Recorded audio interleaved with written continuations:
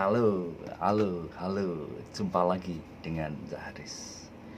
Topik kita hari ini adalah memilih ujian ataukah pencobaan.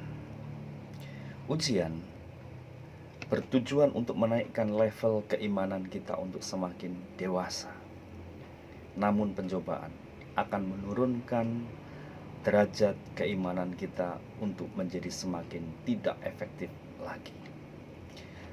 Tuhan tidak pernah mencobai siapapun, termasuk diri kita. Namun Tuhan dapat memakai pencobaan yang diakibatkan oleh perbuatan setan ataukah kesalahan manusia sebagai satu ujian untuk menaikkan derajat iman kita menjadi semakin dewasa. Persoalan adalah kepastian, tidak dapat kita hindari. Persoalan adalah realita yang tidak terelakkan. Kalau tidak hari ini datang, besok pasti akan datang. Kalau besok tidak datang, berarti lusa pasti akan datang. Persoalan bukan untuk dihindari, tetapi untuk dihadapi. Persoalan bukan untuk ditangisi, tetapi dicarikan solusi. Jika ada batu yang besar di depan kita, ada 4 kemungkinan yang kita lakukan. Yang pertama, kita akan melompat dengan senang, naik di atas batu, dan menjadikan batu itu sebagai pijakan supaya kita bisa melompat lebih jauh lagi, sehingga kita mendekati titik tujuan yang akan kita capai.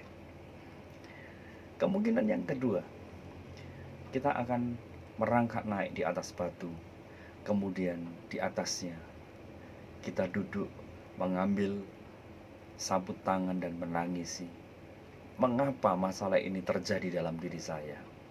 Kita mengeluhkan betapa berat persoalan yang kita hadapi dari hari ke hari dan tidak pernah berhenti. Kemungkinan yang ketiga, begitu kita melihat batu, kita langsung menendang batu itu penuh dengan kemarahan, sekeras-kerasnya, karena kita anggap batu itu menghambat perjalanan hidup kita dan merusak masa depan. Kemungkinan yang keempat, kita menggunakan akal sehat.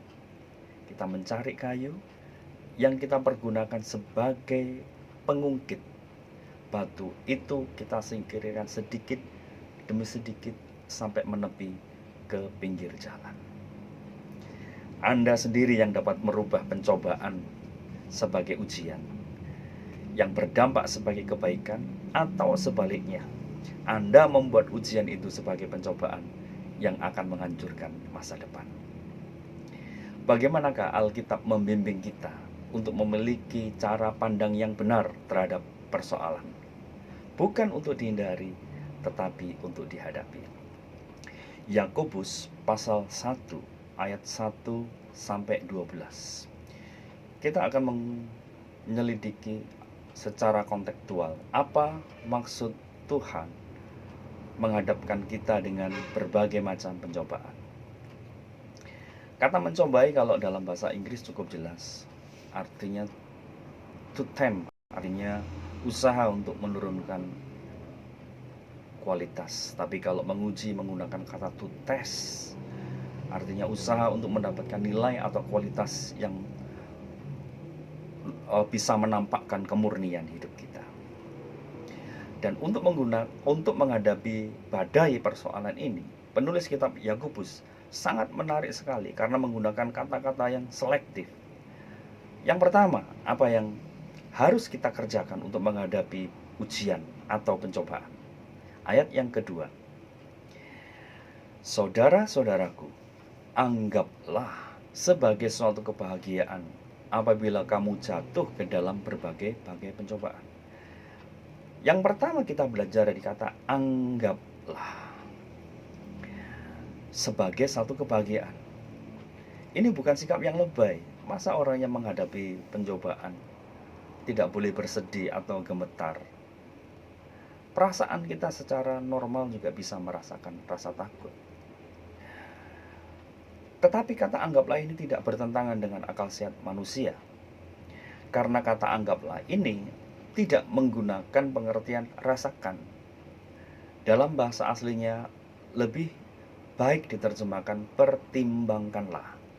Jadi bukan berkenaan dengan perasaan seseorang, tetapi penilaian seseorang terhadap keadaan, cara pandang seseorang terhadap satu keadaan.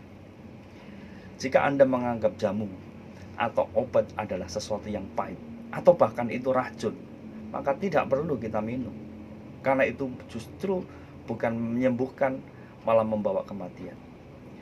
Tetapi kita jika betul-betul tidak menggunakan obat yang sudah direferensi oleh dokter, maka rasa sakit yang kita derita itu perlahan namun pasti akan menggiring pada sakit yang lebih parah atau tidak menutup kemungkinan pada kematian. Perhatikan hasilnya di depan, walaupun prosesnya sulit atau menyengsarakan. Itu adalah cara pandang melihat keadaan sekarang ini, tetapi kita proyeksikan ke depan apa yang akan kita dapatkan. Tuhan mengajarkan kita untuk berbahagia. Berbahagia bukan karena semua persoalan itu menyenangkan bagi kita, tidak. Kita berbahagia karena kita tahu melalui proses penderitaan itu akan membawa kita pada kedewasaan iman. Kita berbahagia karena itu adalah cara Tuhan untuk membawa kita pada caranya yang lebih baik. Pencobaan atau ujian mungkin adalah cara Tuhan untuk membelokkan kita pada kesempatan baru yang lebih indah. Jadi lupakan perdebatan yang mempersoalkan virus COVID-19 ini dari Tuhankah atau dari setankah atau ini kesalahan manusia. Karena itu semua hanya mencari sumber persoalan tetapi tidak menyelesaikan persoalan. Cara pandang yang benar akan memproduksi sikap yang benar. Sikap yang benar akan menentukan tindakan yang benar. Jadi nilai dari kualitas hidup kita ini jauh lebih penting dari sekedar kita mendapatkan kenyamanan atau bebas sesaat dari segala persoalan. Jika kita mengharapkan pencobaan ini berakhir dengan sukacita, maka mulailah dengan bersukacita. Jadi yang pertama, rubahlah cara pandang kita. Anggaplah pencobaan sebagai kebahagiaan. Yang kedua, Yakobus pasal yang ketiga. Sebab kamu tahu bahwa ujian terhadap imanmu itu menghasilkan ketekunan. Kita garis bawahi kata kamu tahu. Aspek pengertian yang dikedepankan oleh penulis. Kalau yang pertama itu cara pandang kita menghadapi pencobaan dengan berbahagia. Yang kedua adalah pikiran kita diharapkan mengerti tentang kehendak Tuhan. Apa yang Tuhan kerjakan melalui persoalan kita ini.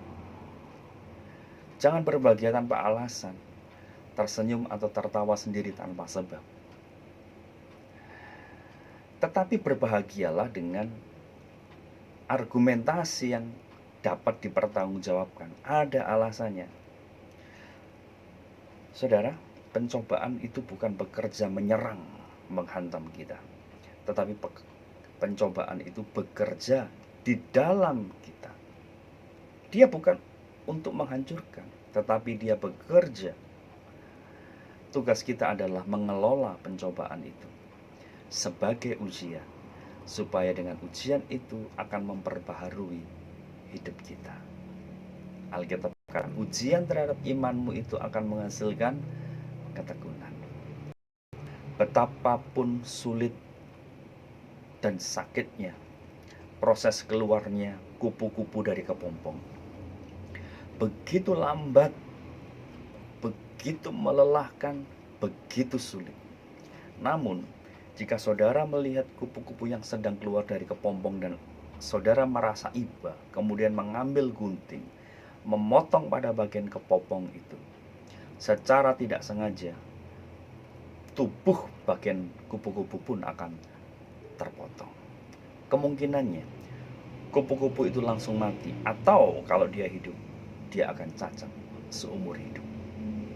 Tuhan tidak dapat bekerja bersama orang yang masih kanak-kanak atau tidak dewasa.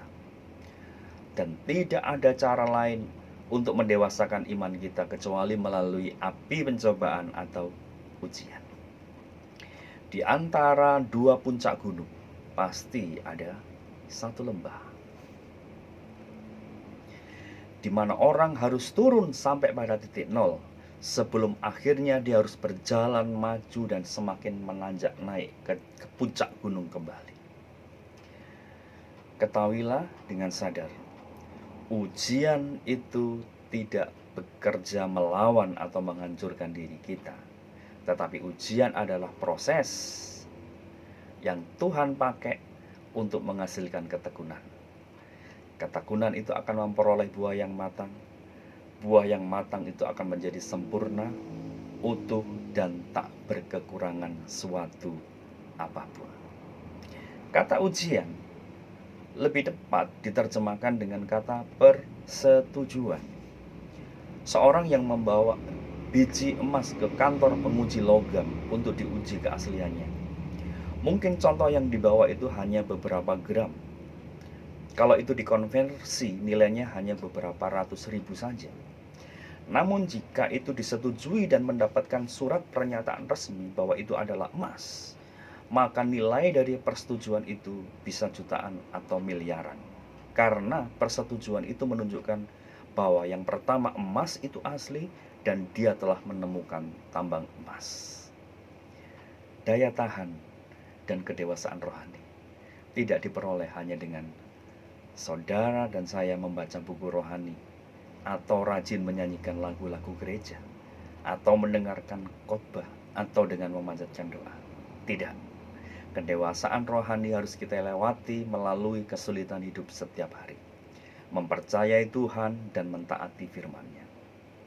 Iblis akan dengan mudah mengalahkan orang percaya yang acuh tak acuh, yang tidak mengerti firman Tuhan, yang hidupnya bimbang, apalagi kosong. Tetapi ia tidak dapat mengalahkan orang Kristen yang mengerti kehendak Tuhan. Yang pertama, rubahlah cara pandang kita. Yang kedua, bangunlah pikiran kita untuk mengerti kehendak tiga. Yang ketiga, serahkanlah kehendak kita pada pimpinan Tuhan. Yakobus 1 ayat yang keempat. Demikian. Dan biarkanlah ketekunan itu memperoleh buah yang matang, supaya kamu menjadi sempurna dan utuh dan tak berkekurangan suatu apapun. Kata biarkanlah itu sejajar dengan kata penyerahan kehendak kepada Tuhan. Cara pandang yang benar, pikiran yang mengerti kehendak Tuhan, sekarang kehendak yang diserahkan pada Tuhan. Tuhan tidak dapat membentuk watak kita tanpa ada kerjasama dari pihak kita. Apabila kita menolak untuk bekerja bersama dengan Tuhan, Tuhan tidak akan melanjutkan pekerjaannya, atau Tuhan malah menghajar kita supaya kita tunduk.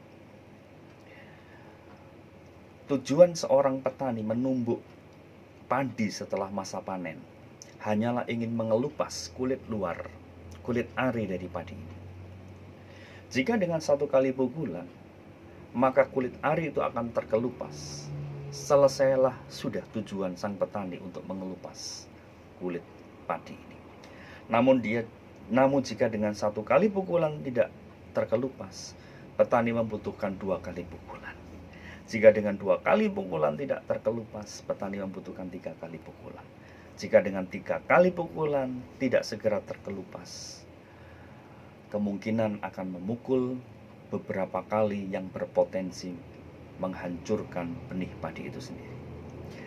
Namun, ketahuilah, tujuan petani bukanlah menghancurkan padi, tetapi hanyalah mengelupas kulit luar kemanusiaan kita.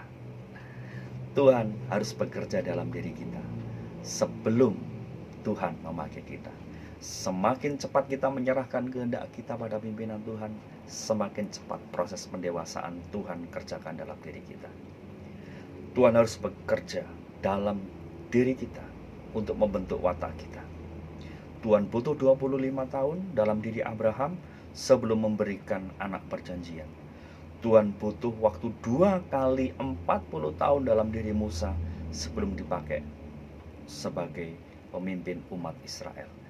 Tuhan membutuhkan waktu sedikitnya 3 tahun melatih para murid untuk membentuk wataknya supaya bisa masuk dalam pelayanan. Namun, Tuhan tidak dapat bekerja dalam diri kita tanpa ada persetujuan dari diri kita. Harus ada kehendak yang diserahkan kepada Tuhan. Orang yang dewasa tidak akan berdebat dengan kehendak Tuhan, namun ia akan menerima dengan senang hati dan mentaati perintah Tuhan dengan sukacita. Jadi yang pertama, rubahlah cara pandang kita. Yang kedua, bangunlah pikiran kita untuk mengerti kehendak Tuhan. Yang ketiga, serahkanlah kehendak kita pada pimpinan Tuhan. Yang keempat, yang terakhir, mintalah hikmat pada Tuhan. Ayat yang kelima, tetapi apabila di antara kamu ada yang kekurangan hikmat, hendaklah ia memintanya kepada Allah. Meminta hikmat kepada Allah. Saudara, mengapa kita memerlukan hikmat ketika menghadapi pencobaan? Bukankah yang kita butuhkan adalah kita dihindarkan dari persoalan atau dibebaskan dari belenggu persoalan? Mengapa kita harus minta hikmat kepada Tuhan? Karena hikmat adalah cara satu-satunya bagi kita untuk mengerti kehendak Tuhan. Yakobus ingin mengajak jemaatnya waktu itu untuk belajar pada pengalaman bangsa Israel ketika di padang gurun. Seharusnya perjalanan mereka tidak perlu sepanjang 40 tahun di padang gurun kalau mereka dapat tunduk dan menyerah pada kehendak Tuhan. Namun bangsa Israel sedikitnya telah membantah, bahkan mencobai Tuhan. Bangsa Israel telah mengabaikan ujian dari Tuhan. Bilangan 14 ayat 22 berkata, telah 10 kali Israel mencobai aku dan tidak mau mendengarkan suaraku. Sangat ironi, bangsa dipimpin oleh Tuhan sendiri yang setiap hari penuh dengan mujizat, tetapi menaruh rasa curiga dan menuduh Tuhan berbuat jahat. Bangsa Israel telah memberikan teladan yang sangat buruk karena mereka justru merubah ujian dari Tuhan menjadi pencobaan yang menghancurkan hidup mereka sendiri, sehingga tidak ada satu orang pun dari generasi mereka yang dapat sampai di tanah perjanjian. Betapa pentingnya hikmat itu kita minta untuk dapat menangkap rencana Tuhan. Hikmat itu akan menolong kita mengerti bagaimana memanfaatkan keadaan ini untuk kebaikan kita dan untuk kemuliaannya. Jadi cara kerja Tuhan tidak menolong kita dengan menghilangkan pencobaan itu, tetapi dengan membuat pencobaan itu bekerja dalam diri kita. Pencobaan itu bermanfaat, memberi jalan bagi kita untuk kita semakin dewasa di dalam Tuhan.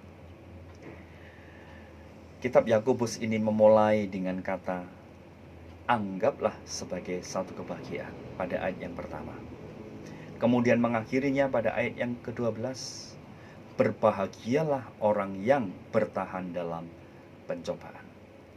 Perhatikan cara berpikirnya Tuhan, bahwa dari awal sampai akhir pencobaan itu disetting oleh Tuhan, bukan tujuan untuk memukul hancur kita, namun untuk menyediakan masa depan yang penuh sejahtera. Jangan berharap persoalan hidup ini berakhir atau habis lenyap. Persoalan adalah hal yang biasa dan harus terjadi karena kita hidup. 1 Korintus 10 ayat 13, Tuhan berjanji, pencobaan-pencobaan yang kamu alami ialah pencobaan-pencobaan biasa yang tidak melebihi kekuatan manusia. Sebab Allah setia, dan karena itu Ia tidak akan membiarkan kamu dicobai melampaui kekuatanmu. Pada waktu kamu dicobai, Ia akan memberikan kepadamu jalan keluar sehingga kamu dapat menanggungnya. Amin. Tuhan memberkati.